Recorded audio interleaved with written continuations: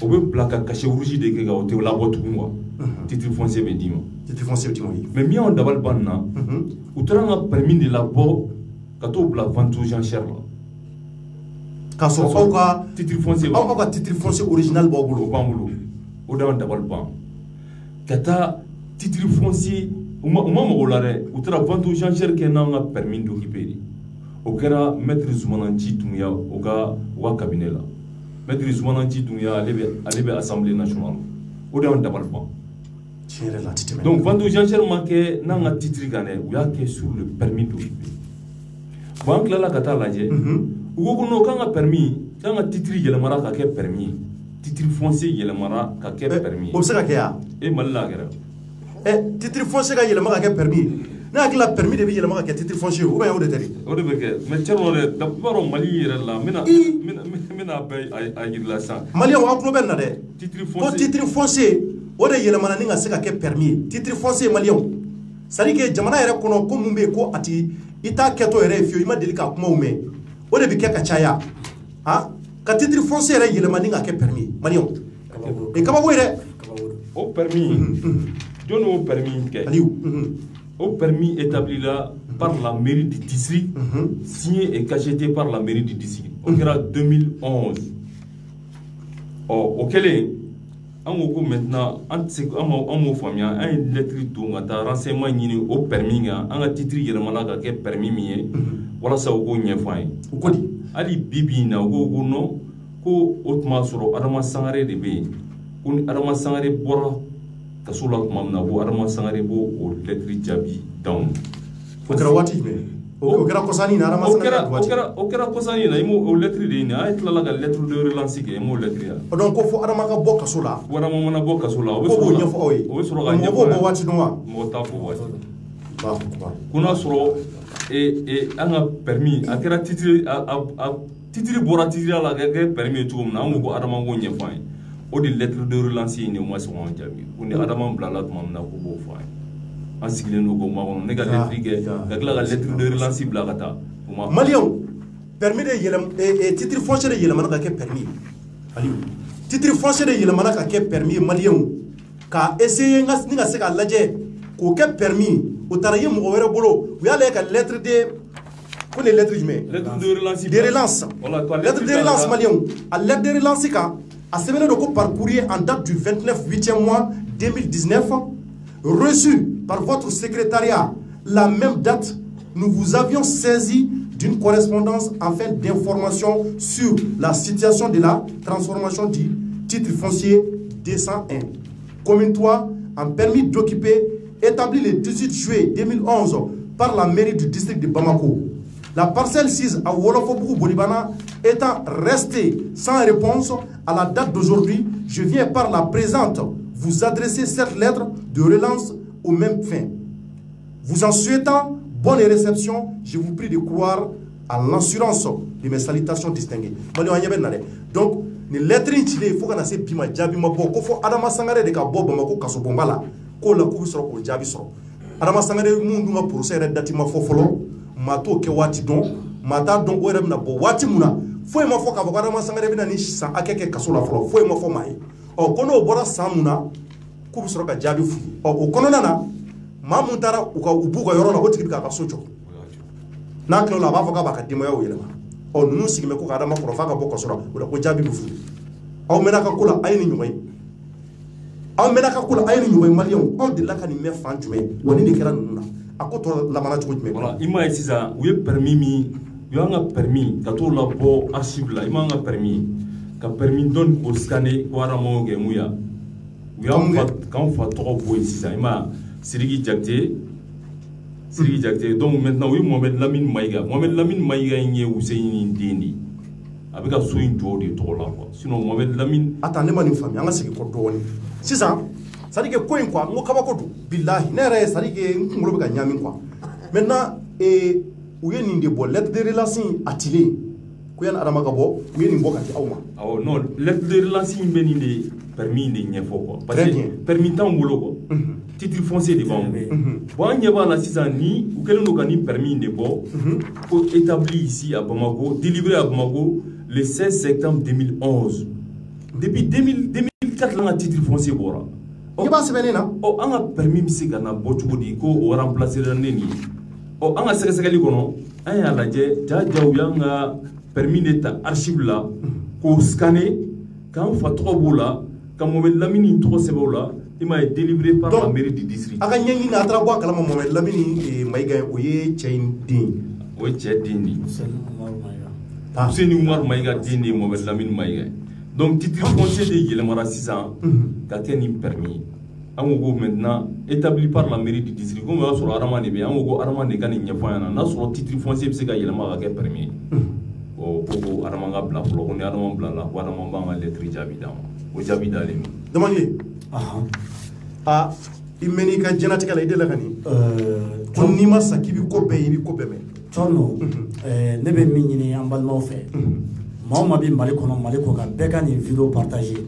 tɔnɔ ne t'a fɔ faamaw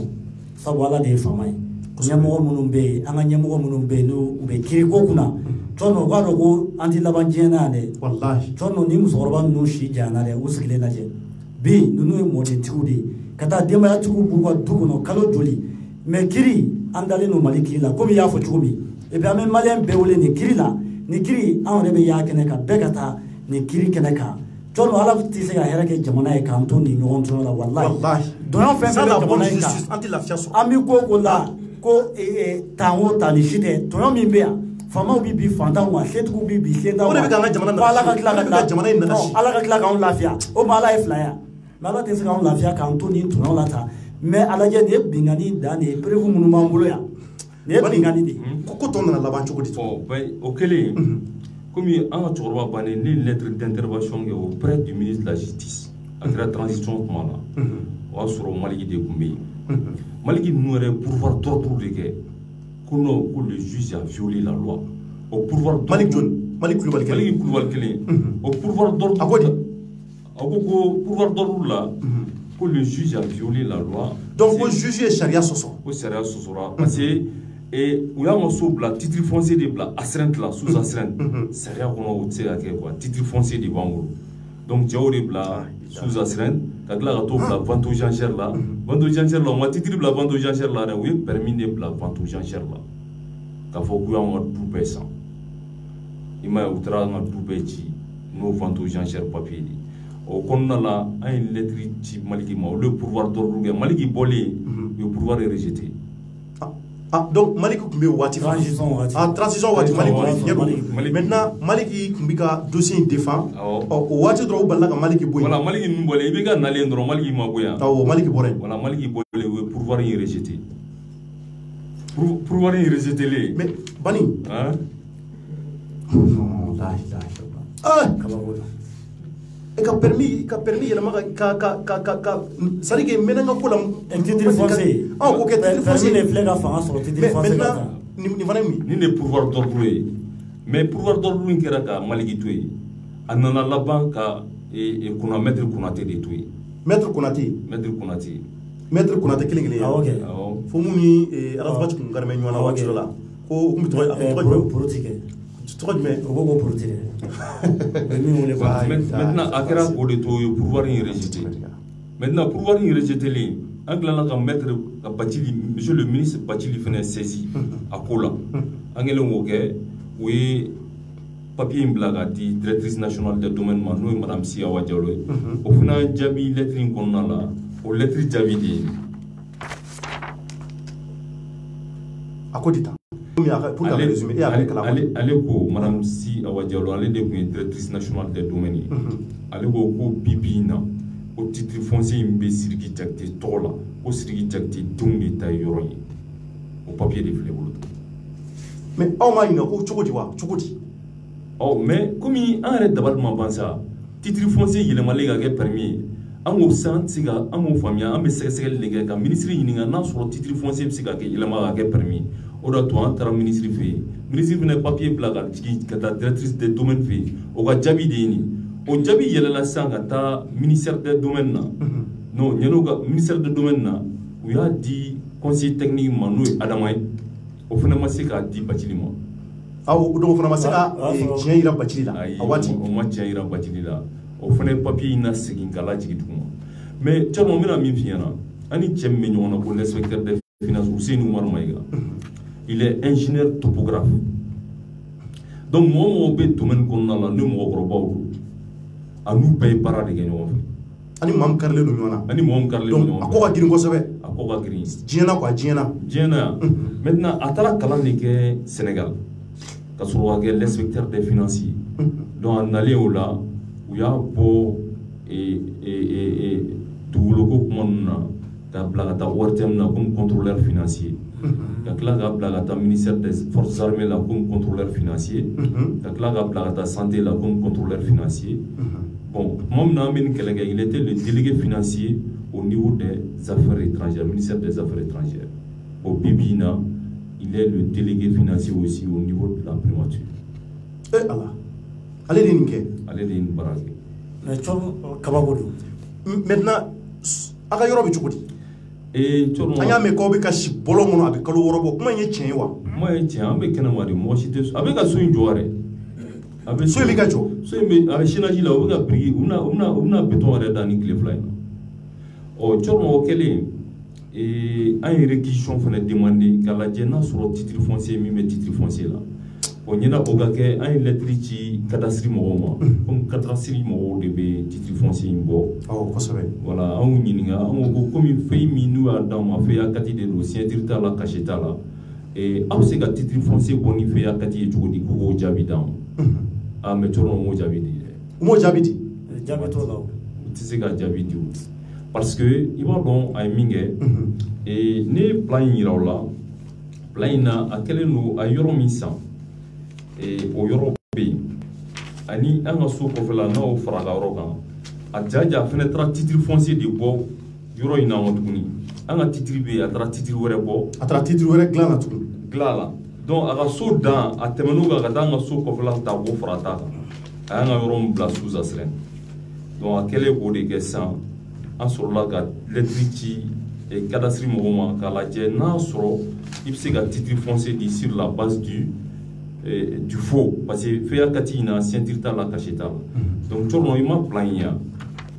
yanga et titre ni kabouya kana ou titre global ledina maintenant ni yoroni ni aller gaso ya indesa akele ngandisa donc yoga yoroi voilà yoro de yoro ago siza ko no ko yoro in clale ne do ko fasala ko fanga ni terrain de la clé ka tikituma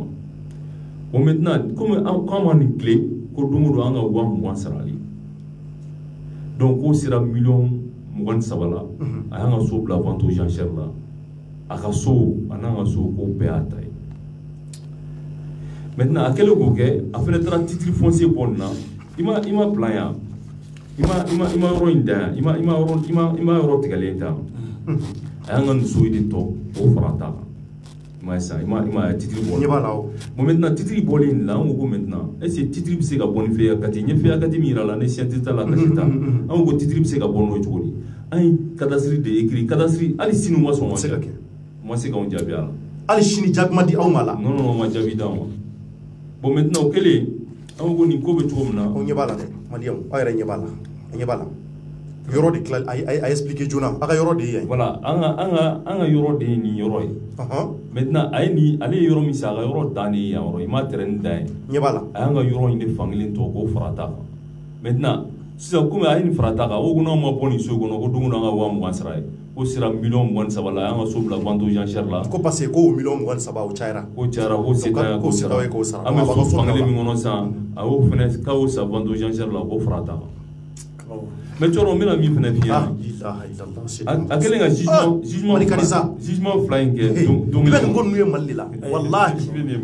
ibi ni malila kwa sadike ite ni jamana nyire mashina di mali boshi ala yi chiki ni nge jamana kono sharia bi bato jamana munna sinuna yo ni ala yi chiki ni nge fokisa mais tu na mga shara tu la amugu la jafolo parce que ni ko yi kiri ambe to ako ma plan yiri la imai ali yoro misa o isaka yoro o M3 anga yoro isiri jakte M4 ima ay tere cigala jigi fotuma nyebola wala o de fe akati sentirta la kashita la mali jugement be garanindi sentirta la kashita la men ba ko ni jugement ngara fo cour suprême na jugement mi yere be na be domaine na o be faux jugement ou tarawou tagabo greffier ga yoro la ka faux jugement blind vrai jugement tagabo ga faux jugement blind jugement garanendi jugement garanendi fe akati la chente ta la ni yoro klale voilà ni yoro klala ko fa ko me na ni yoro le flé papier flé caché ta la signature ta la jugement garanendi je ma kenoi papier re boromado aboromado ni kele comme IGM Institut géographique du Mali ale de nyeshine no Mali dugolo ko bema ay demande nge kala je na soro yoro klale no torno oluga jabidi ni oh ilo de yoro ye carré bakele ne do gona soro carré klale no olu ye mufo olu ko no ko tiente ko duga archive la go yoro shi klale te yoro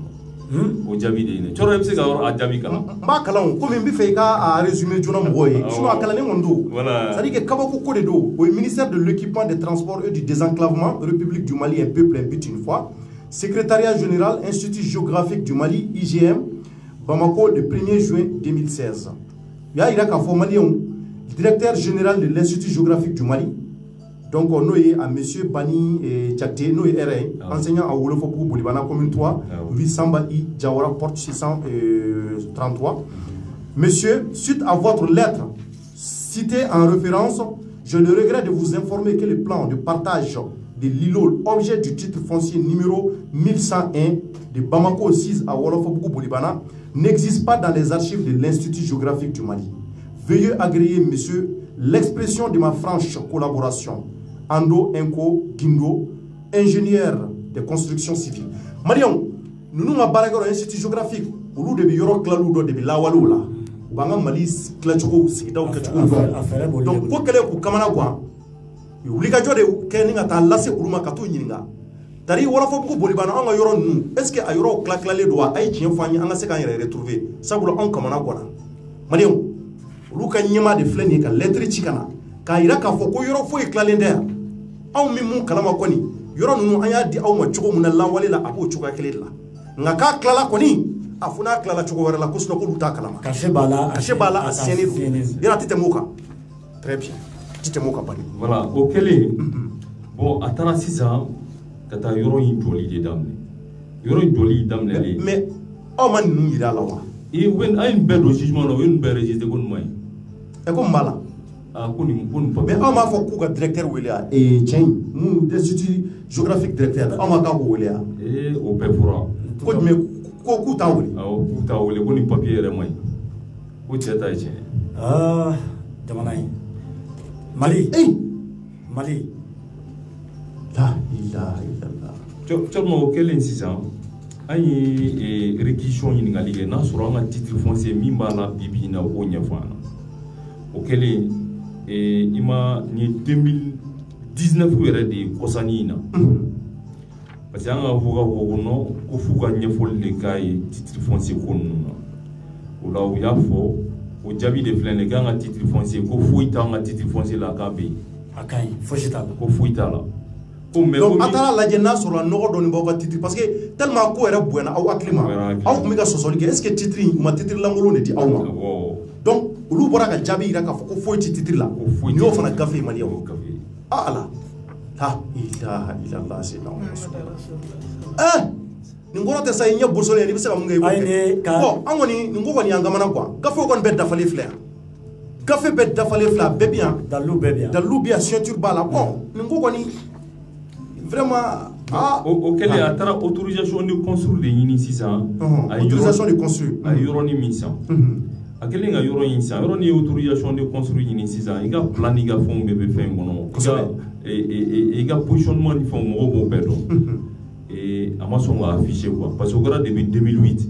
ya autorisation de construire in ye dan ye san kelen dɔrɔn de ne san kelen tɛmɛna dɔrɔn ça devient caduc o kɔrɔ ko nafa foyi t'a la tugun bon an bolila a don parce que a kɛra mankanba de deuxième arrondissement mɔgɔw yɛrɛ bilala ɲɛ walasa o baara bɛ se ka kɛ Jean-Marie yɛrɛ de bilala ɲɛ ale commissaire ka adjoint Jean-Marie b'a dɔn voilà ale de bilala ɲɛ walasa baara in a don ale de tun ye géométrie ale de tun ye ici a don terrain kan voilà an ko ko Jean-Marie tɛ autorisation de construire kɔni yira na an ka se ka a lajɛ n'a sɔrɔ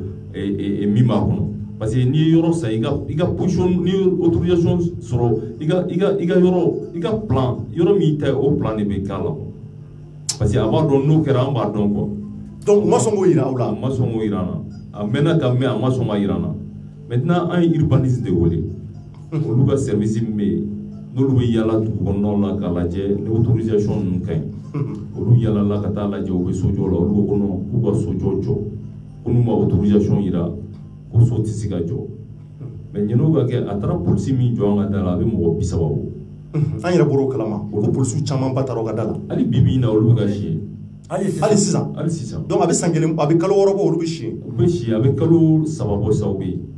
parce que n y'a fɔ an na cɛ l'inspecteur des finances mais olu kɛlen k'o fɔ u ye mun fɔ olu ye maintenant olu ko urbanisme mɔgɔw ko non ko baara tɛ kɛ u ko k'olu bɛ baara kɛ olu filɛ taara ka taa u ka service la ka papier bila ka taa gouverneur la ka bila ka taa commissariat de arrondissement la ko k'u kana baara kɛ ka bila ka taa procureur fɛ u ye baara lajɔ o waati u ye baara lajɔ a ye min k'o kɔnɔ a wulila ka taa a ye autorisation min ɲini a taara relancer a don ani dɔ sina ka na ɲɔgɔn fɛ k'u ka limite yira a b'a ka limite bɛɛ dɔn donc maintenant o donna a ka limite bɛ maintenant u donna o ye papier dɔ sɛbɛn o bɔra donc o la o sina ka na autorisation kura sɛbɛn da la o autorisation de ye nin ye autorisation de construire kura quoi mun fɔ n b'o kɔnɔ komi a sɛbɛnniw ka ca voilà o autorisation de construire la comme an ka titre foncier 201 ko cɛ in ka yɔrɔ de bɔra an ka titre foncier kɔnɔ k'a bɛna o yɔrɔ de jɔ maintenant awɔ k'a b'o yɔrɔ jɔ an ɲɛ b'a la a tilala ka taa an ka yɔrɔ fankelen fɛnɛ an ka so tɔ a y'i kɛw fɛnɛ jɔli kan donc olu y'a sɛbɛn a ta ye yɔrɔ min ye k'a bɛna o dɔrɔn de jɔ a tɛna s'aw ka yɔrɔ ma o kɛlen aw nisɔndiyara an nisɔndiyara mais aw ma bali foyi la an balila min na an ɲɛ b'a la a taara an ka yɔrɔ fɛnɛ jɔ a bɛ k'o jɔ an ka sɛgɛsɛgɛliw kɔnɔ an tilala k'a ye ja autorisation de construire 2 de b'a bolo a ye 1 dogo a ye yɔrɔnin misɛn a y'o labɔ togolen n'o n'a y'a fɔ k'an ka so sanna vente aux enchères la ka permis titre foncier yɛlɛma ka kɛ permis ye o dogolen mun b'a bolo o de autorisation filɛ i bolo o ye M4 di o de y'anw fa ka so ye o de ye M4 ye mais e ye nin sɔrɔ cogo di a don polisiw nalen olu bɛ da la parce que a fɔra urbanisme ko mɔgɔ si kana so jɔ donc a ka manœuvre nana dɔrɔn k'u bɛna so jɔ polisi minnu bɛ garde la olu ko non k'a fɔra deuxième arrondissement na ko mɔgɔ si kana so jɔ donc maintenant deuxième arrondissement ye nin papier in bila ka na di polisiw ma minnu bɛ da la ala y'a kɛ an den minnu bɛ yen olu wulila ka na k'u kɛra polisiw la k'u b'a fɛ ka autorisation ye parce que mankan bɛ yɔrɔ in nɔfɛ donc u y'a yir'u la an denkɛw ye fɛn in bɛɛ ta téléphone na o de scanner donc olu y'a u den k'a ta téléphone na pour que o ka se ka kɛ aw ka jɔyɔrɔ ye a bɛ se k'aw yɛrɛ défend mun na donc autorisation 2 de bɛ yɔrɔ in na autorisation 1 a 2 bɛ madame Jire de y'a bɛɛ signé titre foncier o bɛ yɔrɔ la permis titre min yɛlɛmana ka kɛ permis ye o autorisation fɛnɛ b'o bɔ titre foncier ko yɛlɛma ka kɛ permis ka tila ka madame Jire Mariam Diallo ale de y'a bɛɛ signé ɲɛ b'a tɔgɔ sɛbɛnnen na voilà le maire de la commune 3 madame Jire Mariam ale de maire a tɛna sɔrɔ a ye girimani d'ale ma maa b'o dɔn bon komi nin ko in na an ye plainte kɛ cɛ kan pour faux et usage de faux an y'o kɛ procureur fɛ yen procureur ye soit transmis bila ka taa gendarmerie la maintenant gendarmerie y'an ka kumakanw ta ka tila ka taa n'a ye procureur fɛ yen an n'a yɛrɛ taara ɲɔgɔn fɛ donc o y'an lamɛn u ko k'u bɛna di juge d'instruction ma voilà mais maintenant depuis o bɛ ɲini ka na kalo 2 bɔ an bɛ ka juge d'instruction ma kɔnɔ ko b'an wele pour que an ka taa o an lamɛn quoi an kɔni bɛ ka juge d'instruction de ma kɔnɔ parce que an ye plainte kɛ kan faux usage de faux ni fɛn foyi ma bɔ a la ayi o m'an wele fɔlɔ mais u bɛ baara la quoi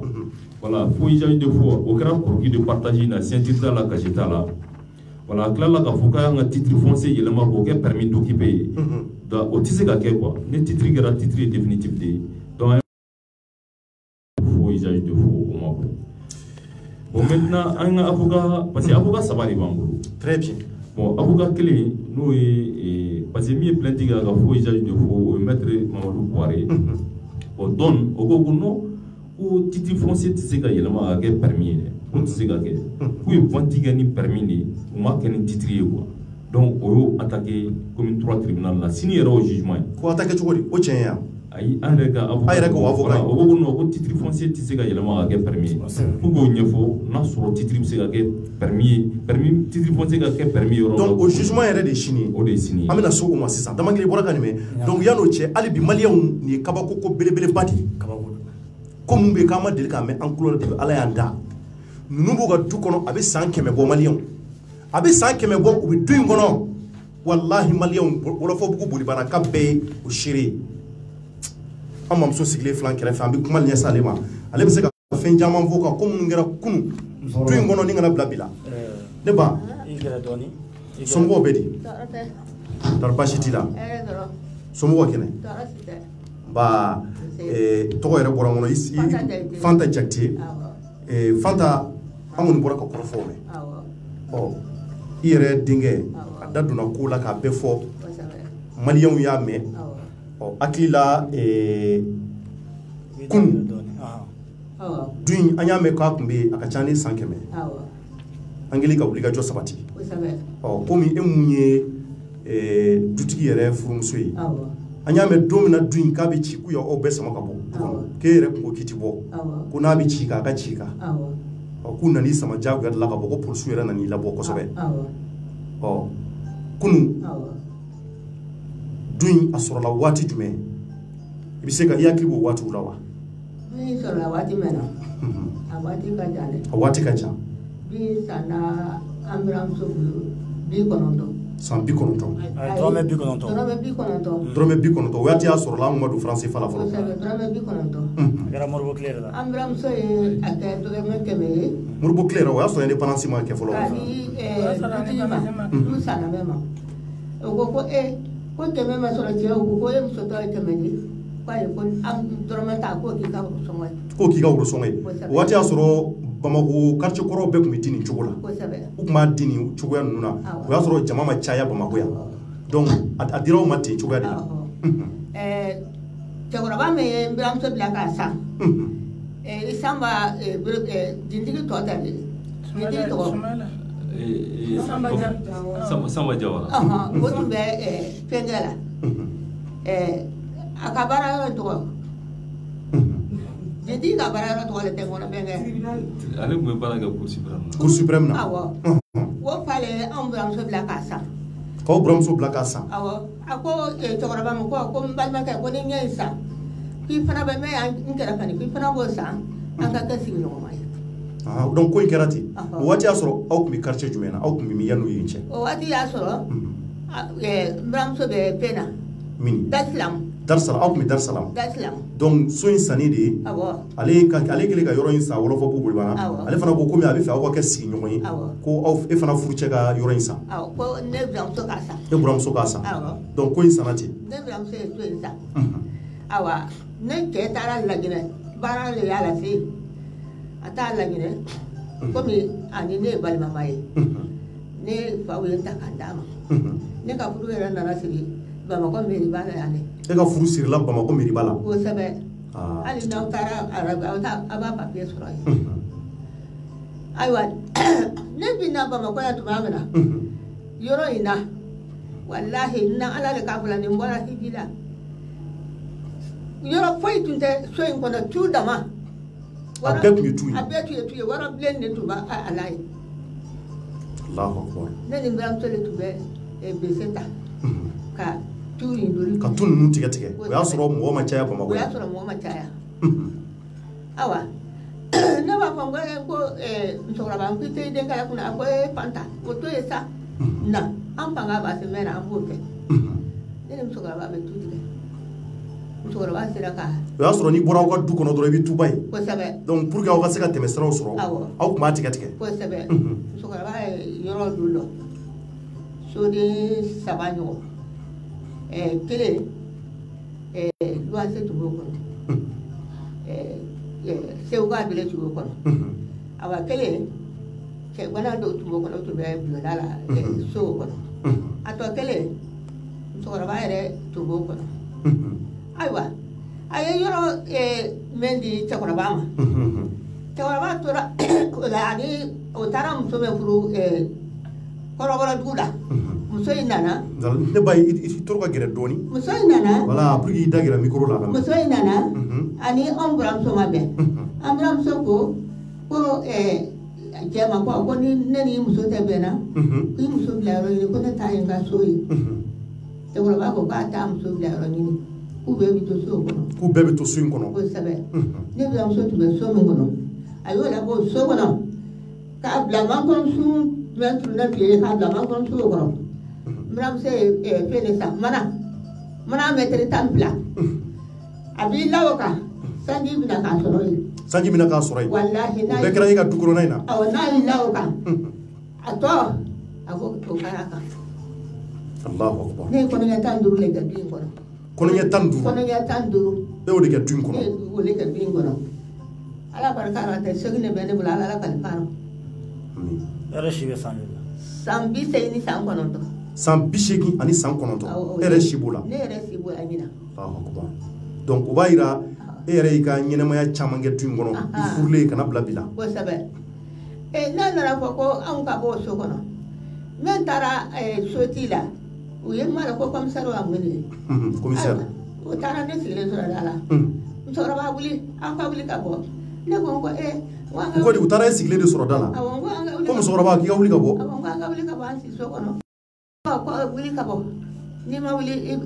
ko min bɛ yen i b'a ye sisan u y'o de fɔ i ma walahi ko ne ma wuli ka bɔ k'e b'a ye sisan ko min bɛ yen ko ne b'a ye sisan k'ale ye miyanka de ye ko an ye baarakɛla joli ta ko yɔrɔ in ma se ka di ko nka ko an ka baara ko o tɛ s'ale la k'aw ka baara tɛ s'ale la k'ale ye miyanka ye k'ale ye miyanka ye ko yɔrɔ in bɛ ten sisan ne fana ko a ma n ko yɔrɔ in bɛ ten ne kɔni tɛ bɔ n ko fana ye yɔrɔ ye 4 plan lɔ ne yɛrɛ kan ka sɔrɔ ka n cɛ ka yɔrɔ di an bɛrakɛ dɔ ye polisi ye a kɔni fana yɛrɛ tɛ sisan u b'a fɔ a ma ko servant o le taara ka taa ne ta komi den u ye polisi minnu bila da la polisi olu ye ne bɔtɔ ye olu kasira ko ni ɲɔgɔn musokɔrɔba bɛ yɔrɔ min na ko labɔ kun ye mun ye donc polisi ye bɔtɔ ye du kɔnɔ tellement que e hinɛ y'u minɛ u kasira Allahu akbar ko ne yɛrɛ bɔ kun ye du kɔnɔ mun ye ayiwa an bɔra ten ne k'an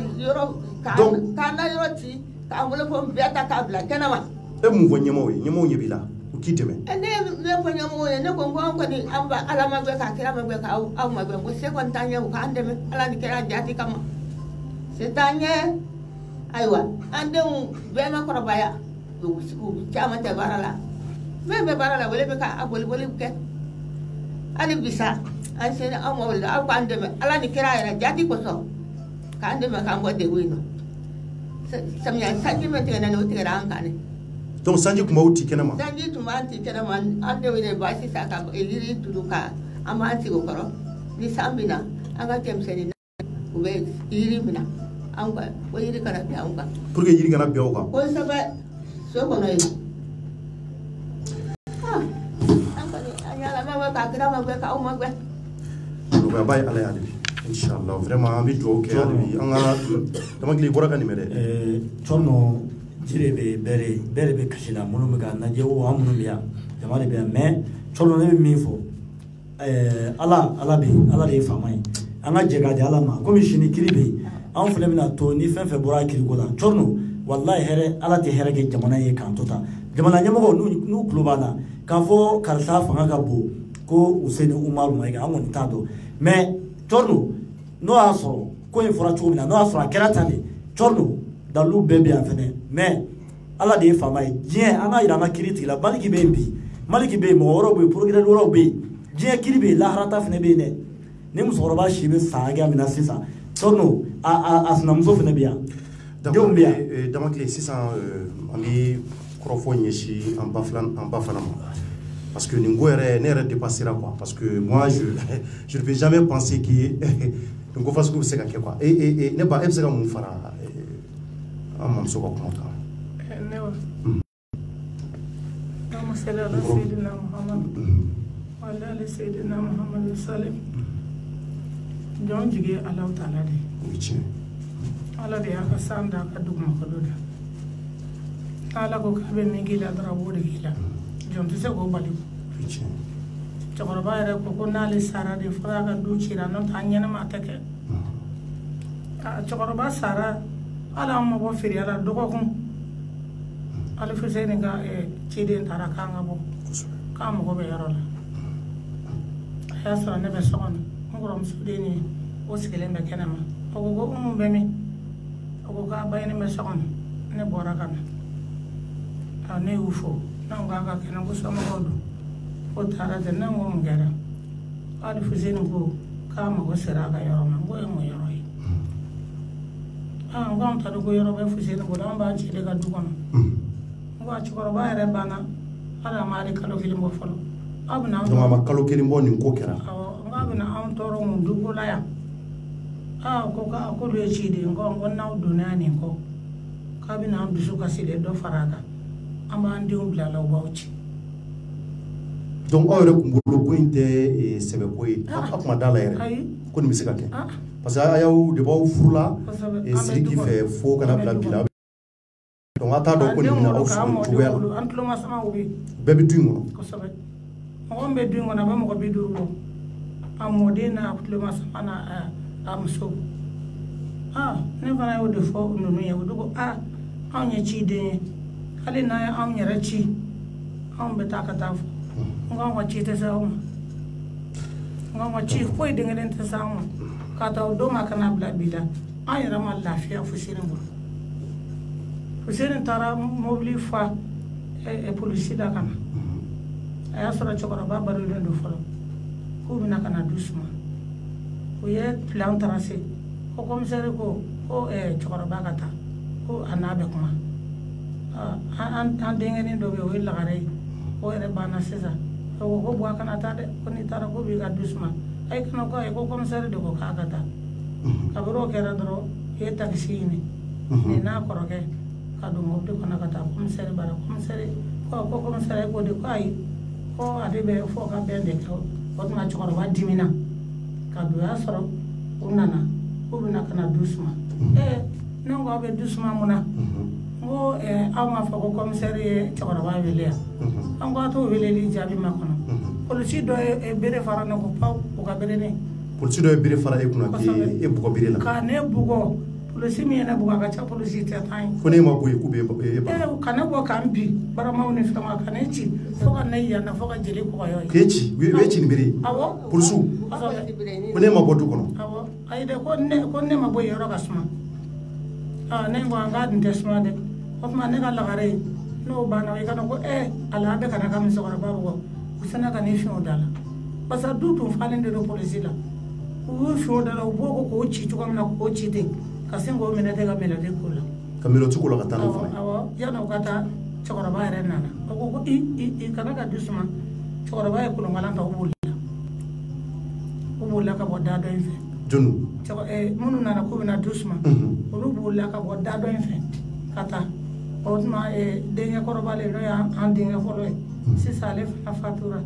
o ko k'aw bɛ mɛlɛti don dɔgɔnin na mun na a ye siɲɛ de kɛ wa k'a y'a bɔ a la sisan o y'a bɔ a la an yɛrɛ ma ko n tɔ to u taara ni cɛnin ka taa datugu ko to yɛrɛ la an kɔni an ma lafiya Fuseni bolo maintenant ko in kɔni a bɛ nin cogo la vraiment an bɛɛ yɛrɛ kamana kɔnɔ maintenant e yɛrɛ fana ka laɲini ye mun ye yan'an ka kuma di musokɔrɔba wɛrɛ bi kɛnɛ kɔnɔ ne y'ale Ɲangu ye donc an bɛ Ɲangu ye Resuwa ani Yakuba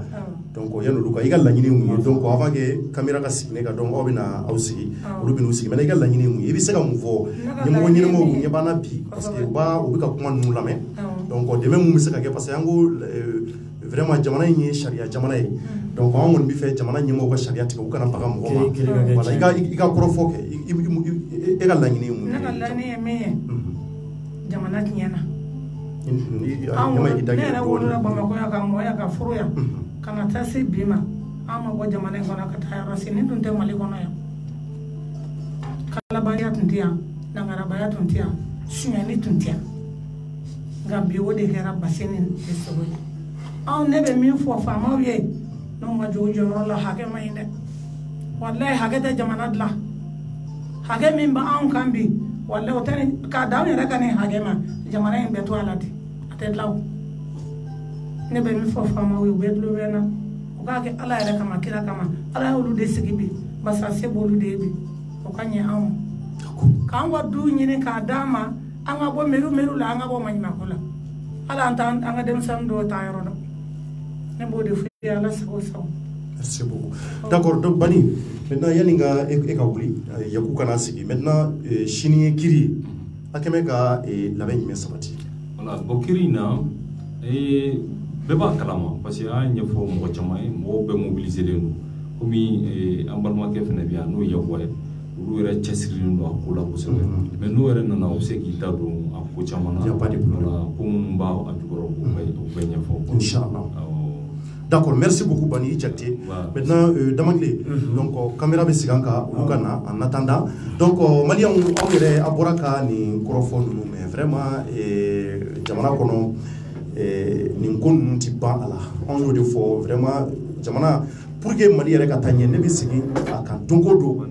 l'émission, on a besoin vraiment d'une bonne justice. Donc, comme Nyamui, Alebina Guerre, Aleku sera Maliki Rama, Maliki Korofo Keramuni, pour Kuna Serakuma, Seraka et Conseil Chamandu Makuka Shariako, Shariako,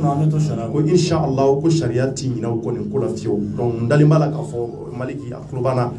Una Uligajo and Golaka, Tony, Alini, Numoninga Gafi, and Dafale Bepulu. Donc, Damanglé, il s'est comme Farantaka rapidement parce que je suis vraiment découragé. Je suis dans le mur. Mɔgɔ fɛn fɛn bɛ studio kɔnɔ yan bɛɛ ɲɛji bɔra tɔnɔ mais komi sariya don an y'o fɔ ne t'a fɔ n ko faamaw parce que ala de ye faama ye an ye ɲɛmɔgɔ minnu bila sariya ko ɲɛfɛ u k'a dɔn ala bɛ yen lahara kiri wɛrɛ bɛ yen min tɛ nin ye u k'u miiri ala la mali procureur fɛn fɛn bɛ yen n'u bolo bɛ sariya ko baara la a kɛra juge ye o an k'a bila an kunna k'a fɔ tɔɲɔ n'i ye hakɛ mɛnɛ a taara berekɛnɛ tigɛ la tɔnɔ walahi ka nin ɲɔgɔnnaw to mali kɔnɔ an tɛ ɲɛfumaw an ma tila ɲɔgɔn tɔɲɔ la ala bɛ hɛrɛ k'anw ye cogo don hɛrɛ bɛ bɔ min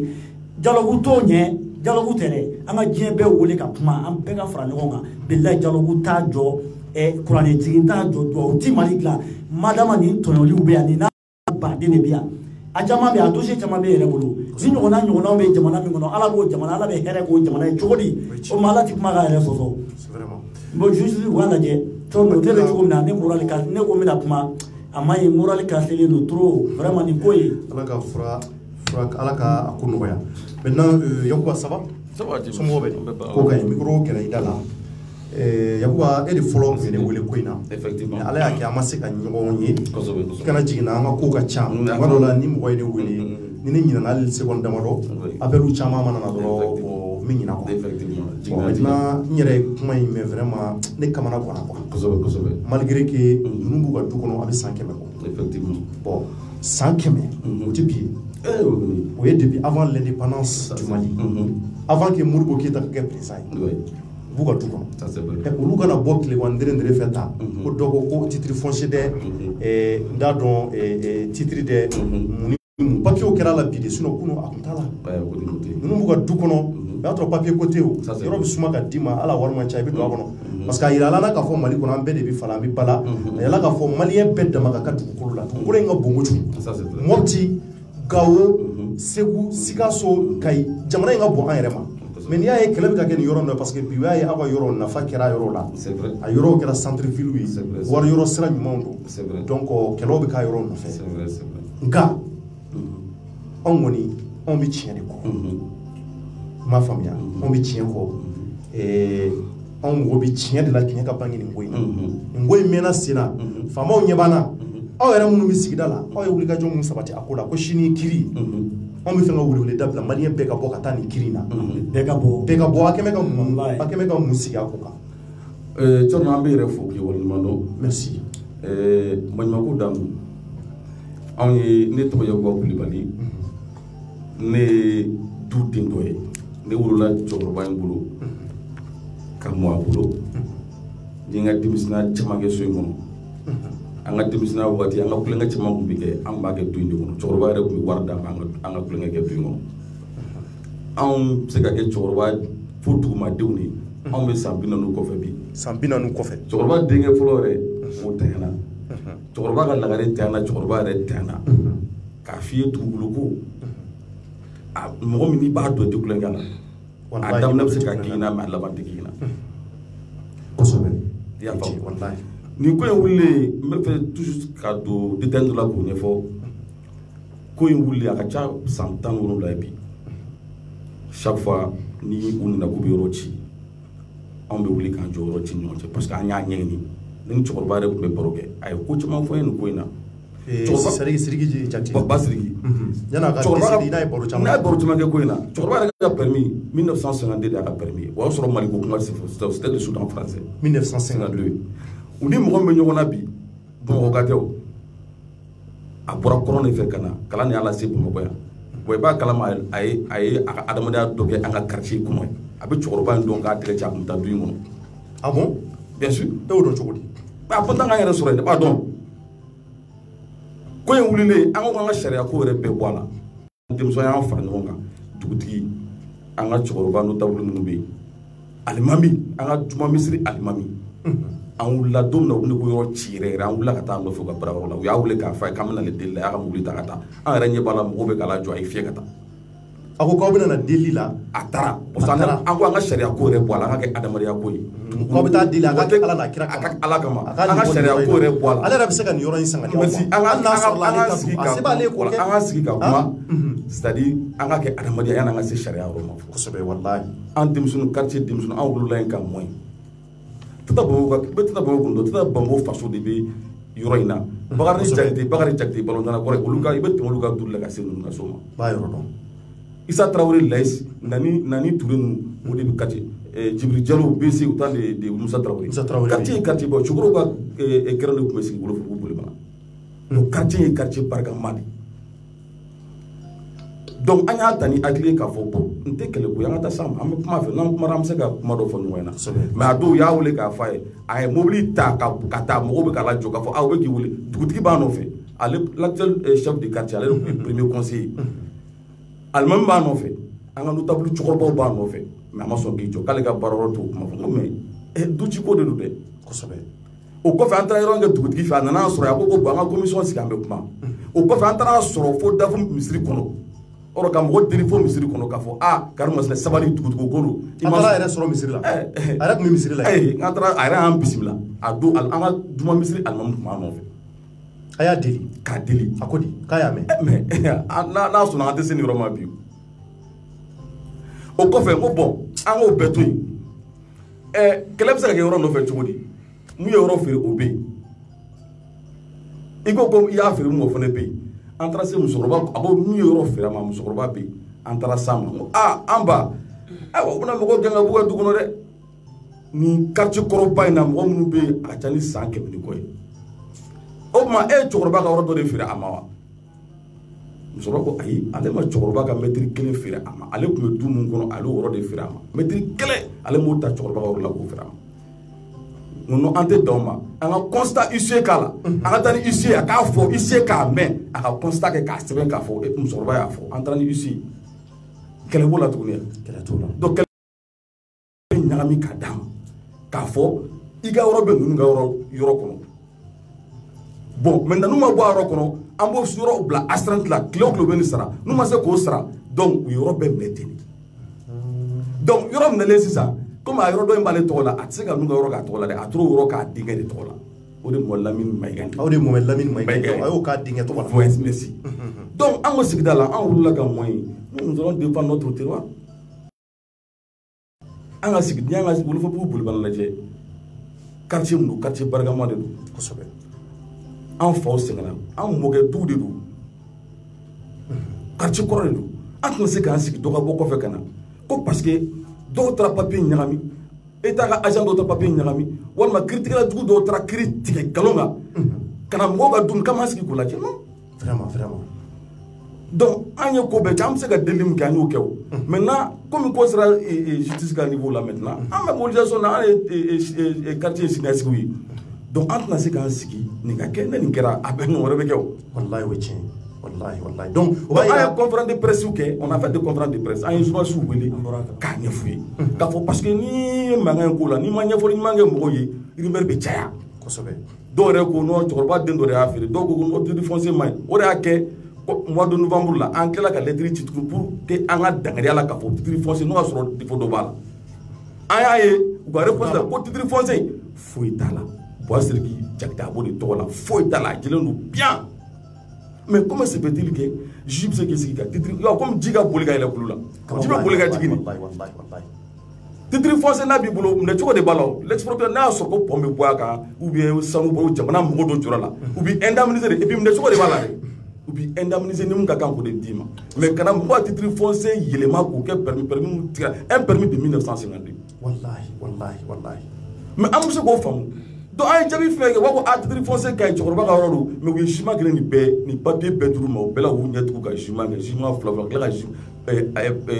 première instance appel fo cour suprême fo ka tila ka taa kɔlɔsi bɔ ne nin kɔlɔsi bɔlen Mali ye pouvoir d'ordre kɛ i bɛ mɛn ka sɔrɔ t'o mɛn i tulo la dɛ ministre bɛ pouvoir d'ordre kɛ affaire la yɔrɔ o yɔrɔ o y'a sɔrɔ a tɛmɛna vraiment o kɔni o y'a dan o b'a sɔrɔ a tɛmɛna dan kan kosɛbɛ wallahi donc an y'o information mun di mɔgɔw ma mɔgɔ caman y'a faamu mais ne tɛ jigin Aluseni Mayiga yɛrɛ la n y'o de fɔ un agent de l'État jamana baarakɛla i b'i kali a dɔw bɛ b'u kali de soit déjà assermenté k'u kali Ala ye k'u kali jamanadenw ye k'a fɔ n bɛ baara kɛ jɛlenya kan n tɛ bin mɔgɔ kan mais olu mɔgɔ dɔw de taara papiyew ɲagami k'a d'a ma bi n'i taara yɛrɛ ɲininka a b'a fɔ ko non ne ka foyi tɛ parce que jamana de ye a fɔ ko ne de taa yɔrɔ olu de ye papiye di ne ma donc kiiritigɛla dɔw de t'u sigi papiye ŋanamu k'a d'a ma k'a rassurer kiiritigɛla dɔw de t'u sigi a b'a papiye yira o la sisan bon maintenant o bɛɛ kɔfɛ tuguni i bɛ mɔgɔ fana ka yɔrɔ ci sariya de y'a fɔ u ye so ci samiya fɛ ne yɛrɛ ye vidéo kɛ san kɔrɔ a vidéo bɛ n bolo musokɔrɔba ninnu sigilen bɛ san kɔrɔ a don ne yɛrɛ kasi ma deli k'a kasi ɲɔgɔn kɛ tun bɛ Woroto san kɔrɔ ne yɛrɛ ye vidéo kɛ san kɔrɔ ne ka téléphone tiɲɛna ko san bɛ k'an ci kalo kelen bɛ san kɔrɔ mais pourtant sariya bɛ k'a fɔ hali tɛ luwanse labɔ samiya fɛ kuma bɛ ka taa mɔgɔw du ci samiya fɛ an balimakɛ dɔ bɛ u la u ka minɛnw nana conteneur 2 clim fɛnw b'a la fɛn sugu bɛɛ b'a la matilaw b'a la frigow b'a la mais k'u taara so ci a kan don min na an bɛ cɛkɔrɔba ka titre foncier bɔ valise kɔnɔ so binna valise kan an taara valise sama ka bɔ so kɔrɔ k'a dayɛlɛ ka titre foncier original labɔ tout ça il y a une violation c'est-à-dire a ye sariyaw so ka na u bɛ ka commissaire police mun ne taara a fɛ yen ko mais nin bɛ se ka kɛ cogo di a ko ne ma ko monsieur Kulibali ko le dossier là est trop complexe mais e b'a dɔn ko le dossier est trop complexe mais pourquoi e bɛ don nin ko la c'est ce qu'on n'arrive pas à comprendre donc au niveau du cas an ye mun kɛ fana an kɛlen ka lettre ci soda bɛɛ dutigi o dutigi bɛ yen an ye lettre ci a ye na fara an kan ko dɔ daminɛ tɔ filɛ an ka quartier la an tɛ baara la soso b'an kan fɛn sugu bɛ b'an kan siratakayɔrɔ la an ye fantandenw ye mais mɔgɔ bɛ se ka na bin an kɛlen k'an sutura an mɔkɛ du ni fa du minnu kɔnɔ dɔ bɛ se ka bɔ fo yɔrɔ wɛrɛ cogo di kana o fana kun ci aw la kana mɔgɔ 50 kilise kuncɛ fɛ et puis sur la base du faux nous estimons non mais komi bon maintenant an ye politisation kɛ mais n bɛ mun fɔ dɔrɔn vraiment u k'a fɔ a ka sabali anw turulen bɛ denmisɛnninw kan n'i y'a ye so jɔra bi ka se parce que an bɛ sariya de kɔfɛ nous pensons qu'aujourd'hui c'est-à-dire que n'i y'a ye so sera nin ma denmisɛnninw bɛ ka muruti an bolo k'an denmisɛnninw kan ka fɔ ka sabali an ka to sariya kɔ très bien an ka to sariya kɔ parce que u kana violence kɛ parce que a y'an wele fɛn dɔ k'an ko k'an b'a faga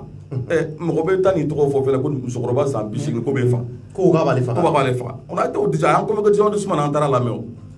mais o bɛɛ parce que u bɛ fɛ an ka violence de kɛ a ka fɔ waaye u yɛrɛ violence kɛ u ye état sɔsɔ état ye fɛn bɛɛ u y'a justice ye kɔlɔsi bɔ an bɛ k'u sɔsɔ donc an bɛ k'a kɛ ni hakilima ye hali bibi in na an bɛ ka denmisɛnninw an bɛ k'an fanga dɔ ban u ka sabali nka dusukolo bɛ se yɔrɔ dɔ la a kunbere tɛ dɛ kunbere tɛ dɛ nous restons toujours vigilants parce que an tɛna sɔn an tɛ sɔn dɛ an tɛ sɔn ko in ka to tan parce que ale tɛna se k'i sigi ka na k'a bɛna so minɛ ta k'a b'i sigi quartier la depuis a conférence presse n y'a fɔ mɔgɔw ye n ko soko t'a la dɛ a bɛ fɛ ka ninnu humilier a bɛ fɛ k'u lamaloya de munna a bɛ k'u lamaloya dɔrɔn a bɛ k'u lamaloya la preuve est que n k'a bɛ ka yɔrɔ kɛ bitigi de ne soko dɔ i b'a jɔ de walasa mɔgɔw bɛ taa loger a kɔnɔ mais a bɛ k'a jɔ k'a kɛ bitigi de parce que so in bɛ goudron da la ka ɲɛsin duruni goudron yɛrɛ ma directement o fana kɔfɛ tuguni bamananw b'a fɔ ne ye sɛgili fara ka mɔgɔ min kun sɔgɔ a y'a gɔngɔrɔ juru ka janfa b'o la dɛ anw de tilen tɛ ka ɲɔgɔn minɛ sigida la sigida mɔgɔ dɔw yɛrɛ de farala cɛ kan ka nin ko kɛ an yɛrɛ kɔrɔkɛ dɔw de farala kan k'a dɛmɛ nin ko la preuve bɛɛ b'an bolo u photos b'an bolo u kumakanw b'an bolo munna tan parce que peut-être u natalen bɛ fɛ juguya dɔrɔn ala sinon an ye conférence de presse kɛ k'a ɲɛfɔli kɛ mɔgɔw ye walasa an tɛ bin a kan an tɛ don ŋanaŋana ko la ambe ko jele de fo am fla papier filen fo est ce que anga signature bala est ce que anga caché bala mais jamana autour de ka caché lu ka signature bala oui donc ante galonda la mais anyo conférence presse nani duru de ka journaliste wuli ka nyefu yi avec a pingane sumunge mais na fara ko an were korokew an wolla ñogon ka ko korono yi ma ñogon do san joljoli ulu ka ta fara cheka kata ni koke mura mutra bilzor ga rochi an ka quartier mo do de yira abe bilzor ñe ka instruction de ayta en fait ayta ali 100 wala ne ta sur ata lettre application nta gronda la de téléphone be ko ya photo be mbulu magon be mbulu ara ngam plainte du contre la pour faux complicité pour faux et usage de faux parce que ni mo mi e papier ñagami ka bi mo ga e mo mi adema ina be eta kan ga dugana ta donc à mon niveau là donc am ko ni quartier ko na am ko ni problème ñonga amo demain parce que aujourd'hui am be jaktedi vraiment be kan ga jaktedi bi parce que ni nous soro bi abse kam mo reso c'est comme on soro si mo be bedala ne bolo isigi ñonga re ni ko ne ko suwa soro yari ga ibina flo ibi tasma fa flo di donc tasma mana fa am soro ga ñeni donc am bo chini comme on va que tu comme la corole quel était ou yote ameta tribunal là le tribunal là avec tribunal mais là commune 3 tribunal là commune 3 tribunal à partir de quelle heure pas de 9h à partir de 9h d'accord inchallah donc après ka wolé même là nyama nyoma ko se ka o demain vraiment ni ko ngana mun parce que fama ni fantati kele nyugo se ko chamana nga anjigi alade ani fama ni mom ulu se ka andeme ko sobe ni ko la nyabana bi wa avec sababu ye fana o bulika joke mun ba to ni kiri ka se ka tige jeli ala en réalité ni fama ko joro la ko ngi dessin yoro la le président de l'Assemblée nationale ibara abe wol fo bugu bol bani am ana dum ko chamba ngay no fe abe yindo arrêta la kenega arrête ro chile arrêta woro ya dan arrête meke ya se ko ke oro ko ne wa ne président ne ko mun kalama ko ni itse ka ko fama ko to kalama jamana be bo ni tra ko mun tra tribunal la bi mais juge munu be bi ngo en promotion lu anu e kalanga no fe amu chamando mais amu do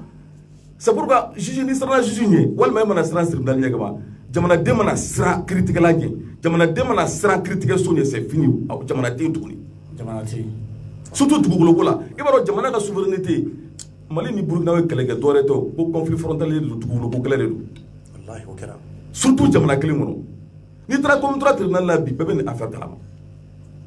bɛɛ donc u bɛɛ b'a kalama maintenant an bɛ mun nɔfɛ dɔrɔn an t'a ɲini c'est pas la personne de Alfred Maïga c'est les actes qu'il a posé ko minnu kɛra an b'o de kɔ sinon a yɛrɛ tɛ o mais ko minnu kɛra papier minnu ɲagami na mɔgɔ o mɔgɔ da donna a la mɔgɔ o mɔgɔ i da donna la wele ye nin kɛ mun na ɲagata min kan ka k'u la k'o ɲagata kiri tigɛ a tigɛ cogo la an b'o de nɔfɛ d'accord fo hali n'an sara sɔrɔ commission min sigilen bɛ an ye ko bɛɛ kɛ nin na hali an ka denbaya n y'a fɔ hali n'an sara c'est un combat de génération ye hali n'anw sara an denw n'an musow ka kɛlɛ k'a kɔfɛ f'u ka sɔrɔ sugu ma inchallah ala ka charia de b'ale bi merci maintenant comme an sera émission banyɔrɔ ma an bɛna kuma di Ɲamoyi ma Ɲamoyi somɔgɔw bɛ kɛnɛ i b'i kan kɔrɔta donc Ɲamoyi Jakite i Jakite donc e ye cɛkɔrɔba denmuso ye donc maintenant ko kelen kana bila bi la e bɛ se ka mun fara kuma ninnu bɛɛ kan an ka kuncɛ n'o e bɛ se ka mun fara o ko la an bɛ kuma laban di an mamuso ma diyara n ye Cɔdinɔ n b'i yɛrɛ fo Cɔdinɔ ne bɛ min fɔ ka fara nin kan an bɛ Mali yɔrɔ min na bi Bamakɔ surtout Bamakɔ tiɲɛ tɛ yan dɛ tiɲɛ tɛ ka fɔ kiribulon kɔnɔ tiɲɛ tɛ ka fɔ commissariat la foyi foyi ne yɛrɛ Ɲamoyi min filɛ nin ye cɛ ko ne ma ko ne ko n b'a faga ani n dɔgɔkɛ bani u k'an wele polisi la an ni Yaku de taara don o dara an kan ka taa u taara an wele polisi la ko an ko k'an bɛ cɛ faga i y'a mɛn a don commandant Karami de ni interview ko an ko k'an bɛ cɛ faga n ko o y'a sɔrɔ yɛrɛ man kɛnɛ n ko n bɛ cɛ faga cogo di i ɲɛ bɛ n yɛrɛ la n bɛ cogo min na ne bɛ cɛ faga cogo di a ye audition ta o cogo la k'o bila ko n ka sigi n k'a ka audition kalan ɲɛna il n'a pas voulu ka audition kalan k'a ta kalan ko a dan ye a y'a sɛbɛn de ko n t'a kunbɛ parquet la don dɔ sɔgɔmada fɛ ten a y'an wele ko k'an ka sɔrɔ deuxième arrondissement na n balimakɛ in nana n nɔfɛ ko Mayini ko an ka taa an taara vers 16h 14h30 an taara min kɛlen an ɲɛ min mun na dɔrɔn a ye an ci ka taa poste de police la ko agent dɔ ka d'an kan ko an ka don mobili kɔnɔ ko ka taa parquet la Katamune. Oyamine ante mo ko fala ya. Ko onye mo ko fala yi. Donc kata datu quoi? Amata datu santa wali sanno e tribunal la. Anta tribunal la mingale nini ndoko ke signi me ni ndoko mso wi ngo amata tribunal la. Anta mingale tribunal la. Ndoko ke ko kante do uka pick up ko amita taxi la. Anta ko chokola taxi la me pick up ku ango kan sui police do dunanku. Kata anta mingale kan sigi. Wi dossier de la do. Dossier la dona mi se bene me dossier kono oni mi fora o tekeli. Aw kuma mun fɔ ani mun bi a kɛmɛ ka PV mun kɛ procès verbal mun kɛ kelenw tɛ. O ma kɛ kelen ko accident ko de b'o kɔnɔ n dɔgɔkɛ sigilen filɛ nin ye. Ko mun b'a kɔnɔ. Ko accident. Ɔ ko aw ye mun fɔ e k'a fɔ o ye mun fɔ. Mɔgɔ faga ko in kɛ i y'a mɛn ko an ko k'an bɛ Alifuseni ko an b'ale faga ko ne ni n ba in ani n dɔgɔkɛ in ani n dɔgɔkɛ wɛrɛ ko an ko k'an b'a faga an mɔgɔ duuru an mɔgɔ joli ka plainte k'an kan. K'ale aw ɲininka k'aw y'o kuma de fɔ. An ye ne yɛrɛ sɛ Alifuseni dɔn. I mana min bɛ kuma fɔ mɔgɔ ma i b'a tigi dɔn de. Mais mɔgɔ min fana ye nin sɛbɛn mɔgɔ nasugu jumɛn ale aw ma mun fɔ a y'o de sɛbɛn. Kosɛbɛ commandant kalan bɛ ka taa n'an ye an y'an sigi yen nɔ depuis 16h fɔ 18h i y'a mɛn ala ni secrétaire dɔ yɛrɛ n'o tɛ an tun bɛ to yen nɔ o ka sɔrɔ ka don ni fɛn ye k'a fɔ ko procureur ko min sɛbɛnna ko o tɛ anw ta cogo filɛ nin ye so n'a fɔra dugu min sigilen. Donc ko procureur ko kuma mun fɔra ko o tɛ k'ale y'a kalan k'a y'a sɔrɔ kuma nin tɛ kelen. Awɔ anw ta cogo filɛ nin ye so hali o la anw ma bila ten dɛ polisikɛ ye komisɛri wele de k'an bɛ wele de k'a fɔ ɲɛna o ko la sisan nɔ ko an ka taa so ko yanni a ko tɔ ka ɲɛnabɔ an b'o ko de ɲɛnabɔ la ne kɔni bɛ min fɔ ne bɛ min fɔ bamakɔkaw ye ka min fɔ faamaw ye u ka sabali. Walahi. U ka sabali u ka segin ka sabali et puis u ka musow bonya. Kosɛbɛ. U ka musow bonya ni musokɔrɔba in kɔnɔya 6 de ye ne ye ne bɛ san 60 de ye ɲinan 2020. San 60. Je suis de 1960 le 24 11e mois 60 ne y'o ye novembre 60 a kɔnɔya 5 de ye ne ye i y'a mɛn n'a fɔra manamana ko gansan anw bɛ tile polisiw de bolo feleke la Fuseni bolo i y'a mɛn aw kɔni komi an nana fɛn na arajo la ne kɔni b'a ɲini faamaw fɛ u k'a kɛ ala ni kira kama u ka anw ka so lasegin an ma anw ka don an ka so kɔnɔ mankan tɛ foyi tɛ ala jati yɛrɛ kama se foyi tɛ anw ye bilen dabali tɛ anw ye an kɔni nakun ye aw ka don an jigi kɔrɔ ala ni kira kama. D'accord maliyɛnw hakili la a ye nin kɔrɔfɔ mɛn an bɛna kuma di an mamuso ma ale ka kuma laban o la mun bɛ an yɛrɛ bolo an b'o kɛ ka émission kuncɛ ne ba an ye kumaw bɛɛ lamɛn a ye fɛn fɛn fɔ an y'a bɛɛ mɛn maliyɛnw fana kɛ bɛ a seere tigɛbaa ye parce que kuma ninnu a daminɛnen kana bila bi la fɛn caman yira la a ye gafew caman yira mun b'a yira k'a fɔ aw dalen b'a la k'a fɔ yɔrɔ in ye aw ta ye e yɛrɛ ka kuma b'a yira k'a fɔ depuis aw donna yɔrɔ in na nin y'a san 100 aw bɛ aw ka du kɔnɔ yɔrɔ papier ko kuma tun t'o waati a tɛ tɛmɛ o kan maintenant e bɛ se ka mun fɔ ka i ka kuma bɛɛ kuncɛ ka kuma ninnu bɛɛ kuncɛ n'o ye. Ne kɔni tɛ foyi fɔ an kɔni ba ala ko an bɛ kira ko an b'an kɔ aw k'an dɛmɛ ala ni kira yɛrɛ jati kama komi Fuseni y'a jira ko se b'ale ye se kɔni t'anw ye nka se tɛ ala de ye jabaru wahidi se ye o de ye an bɛ ala ko an bɛ kira kɔ an b'an kɔ an b'an dɛmɛ ala sago aw sago. D'accord Damankile i bɛ se ka mun fara nin kan. Cɔrɔnɔ ne bɛ kuma kuncɛ ni min ye ne b'a fɔ an ka ɲɛmɔgɔ minnu bɛ yen n'an y'u bila kilenko kunna bari sabu faamaw tɛ mais ala de ye faama ye u k'a dɔn diɲɛ in na yan nin bɛɛ ye ala ko de ye cɔrɔnɔ n'i ye mɔgɔ tɔɲɔ an tɛ taa lahara dɛ tɔɲɔ walahi hakɛ t'i bila ka lahara makɔnɔ faamaw n b'a dɔn i bɛ ka bɛ nin video ye et puis Mali faama bɛɛ bɛ video ye parce que video yɛrɛ selen don yɔrɔ min na sisan an yɛrɛ ɲɛ b'a la mɔgɔ hakɛya min bɛ k'a lajɛ hali n'a m'a ye an b'a dɔn ci bɛ s'a ma kuma bɛ min yɛrɛ kun kan n'o ye Alifuseni ye n b'a dɔn a b'a ye walima a nɔfɛmɔgɔw b'a ye an bɛ min fɔ nin ko in na an dalen bɛ Mali justice la Maliki Maliyɛnw ma tigɛ a la fɔlɔ an dalen b'a la fɔlɔ an ye kɛlɛ caman kɛ Maliki kɔ yan dɛ ne ni e Cɔrɔnɔ an ye kuma caman fɔ ka Maliki lafasa wa an ye maa min ye walayi sariya n'a tigɛra tiɲɛ kan an b'i tanu tiɲɛ de kan wa n'a ye ko ye kiri kɔnɔ n'a ma bɛn an b'a fɔ panparan pan an bɛna a bara ci wa fosi ti bɔ a la wallahi ni kiri n'a y'a jɛngɛnna don o don ka bi fantanw kan an b'o kɛlɛ fɛnɛ kɛ donc an jigi bɛ Maliki kan maliyɛnw ni kiri an yɛrɛ bɛ taa sini ni Ala sera ka sini yira na an bɛ taa an sen jɔ ni min bɔra ko la maliyɛn bɛɛ welelen don an ka taa nin ki bɛɛ mɔgɔ fɛn fɛn bɛ se ka taa dɛmɛ don ninnu ma physiquement an ma mɔgɔ wele ka taa violence la mais ka taa kiri assister ka taa ko ka k'a ɲɛna bɛɛ ka t'i ka soutien yira nin na mɔgɔ ma bɛ yen ni i dusukun tɛ fara ye Thierno n'i ye nin kuma ninnu lamɛn ni kɛri b'i la wallahi ji bɛ ci ɲɛ kan mais jamana ɲɛmɔgɔw an ka fantanw tɔrɔni dabila fantan ɲɛji bɛ bɔ jamana o jamana o tɛ taa ɲɛ ni ka kuma b'o de kan an ye nin dialogue baden kɛ yan ka bɛɛ wele ko bɛn ko kɔrɔnfɛla ka kala camancɛ ti fɔ mais fantanw bɛ ka tɔɲɔ an bɛ ka taa ɲini yɔrɔ caman o tɛ o Thierno an kana da dialogue ma ko bɛɛ ka kɛ en tant que an ma ɲɔgɔn fantanw gasi sigi jamana in kɔnɔ faamaw ka hinɛ fantanw na bin kana kɛ dɛsɛbagatɔw kan Thierno wallahi an ti ɲɛsuma sɔrɔ jamana in kɔnɔ donc ne bɛ bɔ kɔrɔfɔ la ka bɛɛ fo minnu bɛ ka na éclairage la Thierno ko bɛɛ ka nin partager ne bɛ bɔ kɔrɔfɔ la Thierno dama kelen an b'i yɛrɛ fo k'i waleɲuman dɔn ka fɔ maliyɛnw hakili la a bɔra ka kɔrɔfɔw lamɛn maliyɛnw k'a yira aw la jamana n'i y'a mɛn jamana adamaden de b'a kɔnɔ jamana o jamana bɛ maliyɛnw ko o bɛ jate jamana ɲɛnama fɛ sariya de bɛ o jamana kɔnɔ n'i y'a ye anw ni Senegal ni Côte d'Ivoire jamanaw ani Burkina jamanaw an bɔlen don ɲɔgɔn na c'est que an ka sariyaw de tɛ kelen ye bɛɛ n'i ka sariya don wa a jagoyalen don k'a fɔ ko nul n'est au-dessus de la loi sariya mana fɛn o fɛn fɔ bɛɛ kan ka boli o sira kan maliyɛnw o kɔfɛ anw bɛ mun wɛrɛ fɔ anw ka ɲɛmɔgɔw y'a jira k'a fɔ ko anw ka devise de ye fɛn kelen ye k'o ye un peuple un but une foi anw ye jamanaden kelen ye hakilila kelen de bɛ an bɛɛ la wa an dusukun de ye kelen ye maliyɛnw o kuma mun n'a bɛ fɔ anw ka devise la ne bɛ segin kuma in kan don o don est ce que kuma in ye tiɲɛ ye Ala ye mɔgɔ da a ma mɔgɔ kɛ kelen ye a ye dɔ kɛ faama ye ka dɔ kɛ fantan ye ka dɔ kɛ dɛsɛbaatɔ ye maliyɛnw ka dɔ fana kɛ seta ye o danbɛ dɔgɔtɔrɔso la a ka s'a san caman ye o bɛɛ bɛ dépend Ala de la ale de b'a dɔn kun min na a y'o kɛ wa ale de b'a dɔn fura mun bɛna sɔrɔ o la ka se k'o ko bɛɛ ban fana maliyɛnw wa bɔra ka nin mɛn dɛ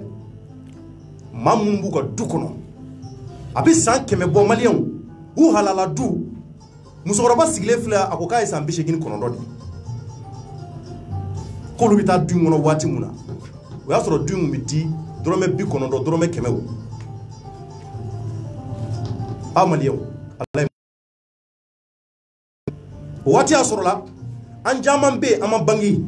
ko caman kɛra Mali kɔnɔ o la kunun o y'a sɔrɔ titre foncier wo a kiriti karata wo gafe ko o kun si kun tɛ yen nka o bɛɛ la le fait Sidikiba Jakite maliyɛnw a ye wulikajɔ sabati k'a fɔ k'a bɛna gafe ɲini a ka du la o gafe ninnu walasa ale denw n'a mɔdenw ka se ka balo a ka du kɔnɔ ale taalen kɔfɛ maliyɛnw denw y'a jira ani mɔdenw n'a musow ko bin kɛr'u kan u ko bin kɛr'u kan olu bɛ weleli bila faamaw ye ka u ɲininka tari olu dama ka kan Maliko la wa ou bien maliyɛn wɛrɛw ka kusa ni olu ye de ou bien Ala ye olu kɛ fantan mun ye o sababu de la olu bonyalen tɛ u tɛ lamɛn nin ko in de kɛra Bamako maliyɛnw le 4 juillet 2019 nin y'a kalo 6 ye ninnu bɛ balo hali bi balo kɔnɔnaw na san b'u ci tilema bɛ na maliyɛnw nɛnɛ bɛ kɛ u kan u bɛ ka balo maɲumantɔ ko dan kɔnɔ maliyɛnw nka Ala ɲɛ b'u la wallahi Ala ɲɛ b'u la anw b'a fɔ an ka jamana kɔnɔ don o don ne yɛrɛ Thierno bɛ segin a kan n ka émission na n ko jamakulu fila bɛ yen tant que olu ma tile jamana kɔnɔ Ala yɛrɛ y'a fɔ a ka kitabu kɔnɔ n'o ye kuranɛ ye n'o ye faamaw politikimaw ani ka fara diinɛ ɲɛmaaw kan tant que olu tilelen tɛ jamana kɔnɔ ale tɛ hinɛ o jamana fasugu la fo ka diɲɛ wuli ale ka kɔlɔw k'o ye fantanw ye tant que olu ɲɛji bɛ bɔ jamana o jamana kɔnɔ wallahi diinɛ ɲɛmaaw b'a dɔn bɛ ka kuma fɔ tiɲɛ don k'o jamana ale tɛ hɛrɛ n'a ye ale tɛ fosi na o jamana kɔnɔ olu bɛ se ka taa ɲɛ cogo min na e k'anw lajɛ hɛrɛ nasugu bɛɛ bɛ anw ka jamana kɔnɔ sanu bɛ anw ka jamana kɔnɔ ji woyon bɛ anw ka jamana kɔnɔ maliyɛnw sɛnɛkɛyɔrɔba de bɛ anw ka jamanaw kɔnɔ ni anw ka jamana ta k'a lajɛ wallahi jamana in a fɛrɛlen don ka tɛmɛ jamana caman kan nka o bɛɛ la anw bɛ kɔ kun jumɛn na anw ma se k'an yɛrɛ ɲininka o la maliyɛnw on ma se kan yɛrɛ ɲininko la k'a fɔ est ce que an tɛ ka ko dɔ de kɛ mun man di masa ala ye benganikɛlaw cayara jamana kɔnɔ faamaw n'olu caman ye se sɔrɔ u b'u sen dɛrɛ fantaw kan ka tɛmɛ n'u yɛrɛ olu fɛ ko diɲɛ bɛna laban nin cogoya in na u de y'a ye k'a fɔ kaburudon na maliyɛnw a ye taa ɲɛ da kaburudon kan an ka kaburudon lajɛ u bɛ maa caman waaju ala ko ten an y'a mɛn dɔnnibaaw da ko ni mɔgɔ ni dusukun y'i kɛ ka hakili bila ɲɛ kojugu ko yɔrɔ saba bɛ e ka t'i ɲɛ da o kan dɔgɔtɔrɔso kasobonba ani kaburudon maliyɛnw u ma maa o maa waaju o b'a yira k'a fɔ e b'i sa cogo la e bɛ sata lahara e bɛ taa ala sɔrɔ ɲɛ bilahi maliyɛnw o tɛ nkalon ye anw nana cogo min na wa an bɛ taa ten kaburudon falen don maabaw la présidentw dan bɛ kaburudon la maliyɛnw faama milliardaires dan bɛ kaburudon kɔnɔ minnu bɛ walahi miliyari kelen t'u si u ɲɛ la u bɛ kaburudon dingɛ kɔnɔ fantanw bɛ kaburudon kɔnɔ ekɔlidenw bɛ kaburudon kɔnɔ den minnu bɛ yen k'u wolola san kalo 6 olu bɛ kaburudon kɔnɔ maliyɛnw bilahi dɔw bɛ san 100 san 200 sɔrɔ u bɛ tila ka laban o kaburudon kelen de kɔnɔ maliyɛnw o b'a yira k'a fɔ jɔnni i kɛra cogo o cogo i bila dugu ma i ti foyi ye jɔn kɔ wa i bɛ sa i bɛ taa ka ko o ko b'i bolo dugukolo in kɔnɔ i bɛ taa k'a to yen maliyɛnw anw de hinɛ ɲɔgɔn na mun na munna an tɛ se ka hinɛ ɲɔgɔn na maliyɛnw ka ɲɔgɔn ka hakɛw lajɛ ka ɲɔgɔn dɛmɛ yan'an da don cɛ ala maliyɛnw k'anw ye silamɛ jamana ye k'anw ye silamɛ jamana ye ko 98% des maliens sont des musulmans maliyɛnw tari o kuma in aw dalen b'o la k'o ye tiɲɛ ye wa kafiri jamanaw bi ɲɔgɔn ka hakɛw bato kafiri jamanaw bi hinɛ ɲɔgɔn na kafiri jamanaw bɛ wallahi maliyɛnw olu dɔw tɛ bɛn ɲɔgɔn kan fiyewu anw ko k'anw ye silamɛ jamana de ye ko misiri kɛmɛ k'anw ka jamanaw fa anw de ko anw fɛ balimaya bɛ anw bolo yan nka maliyɛnw anw de tɛ hinɛ ɲɔgɔn na anw de tɛ wuli ka kow ɲɛɲini anw de tɛ sariya bato anw de dayɛlɛ o dayɛlɛ an bɛ silamɛ kuma fɔ an bɛ taa misiriw la kɔlɔsi jɔnw b'an bolo nka an bɛ bin fantanw kan an bɛ fantanw tɔɲɔ an bɛ nkalon tigɛ an bɛ yuruguyurugu kɛ maliyɛnw ko an ka se ka bɔ nɔgɔ la anw ka taa ɲɛ anw ka tɛmɛ jamana ɲɛnɛmaw la ala fɔ ala ko tɛ tiɲɛ ye le fait Sidikiba Jakite maliyɛnw an bɛ dugawu kɛ ala ka hinɛ a la a taara k'a ka duba to nin cogoya in na nka nin ko in kɛra a kɔ ala ka maa ɲumanw bɛ hali bi dugukolo kan anw dalen b'o la wallahi billahi nin ko in a bɛ sama ka se a dan na wa tiɲɛ bi dɔn ne dalen b'o la sariya tigabaaw u bɛ yen ko sini ye kiri ye maliyɛnw commune 3 tribunal la à partir de 9h an ka jamakulu an yɛrɛ bɛ se an bɛ taa ko tɔ ɲɛɲini ko in mana laban cogo cogo anw ko k'an bɛ to sariya de kɔ Yakuba bɔra k'a fɔ u to sariya kɔ u ti wuli ka violence kɛ quartier kɔnɔ u ti taa cɛ ka so ci u ti kojugu foyi kɛ sabula olu dan bɛ Mali sariya kura la ni anw b'a fɔ ma la renaissance de la justice malienne Maliki Kulibali a n'a ka cɛkɛlɛnw billahi sariya in ni ninnu da u ka du ye maliyɛnw u ka gafew filɛ u bolo billahi maliyɛnw a janyana o janyana u bɛ t'u ka du kɔnɔna na inshallah ne dalen b'o la an bɛ dugawu kɛ ɲɔgɔn ye jamana in ala ka suma ala ka ɲɛtaa na jamana in kɔnɔ maliyɛnw ala k'an kisi maa juguw ma an bɛ fɛn fɛn ɲini Mali in kɔnɔ wallahi maliyɛnw ala k'a taa ɲɛ n bɛ bɛɛ fo ka bɛɛ wale ɲuman dɔn a balimakɛ don Cɔriman Ndiaye journaliste chroniqueur ouverture média la an ka foli bɛ bila aw ye k'a fɔ n kanubaw bɛɛ ye a y'aw tɛnkulo to hali ouverture média la nin ko in anw fana bɛ to u kɔ wa an bɛ ko in superviser fo ka se a dan na maliyɛnw k'a suivi kɛ a mana laban cogo cogo an b'o kunnafoni di aw ma inshallah a k'an bɛn waati wɛrɛ et que Dieu bénisse le Mali au revoir.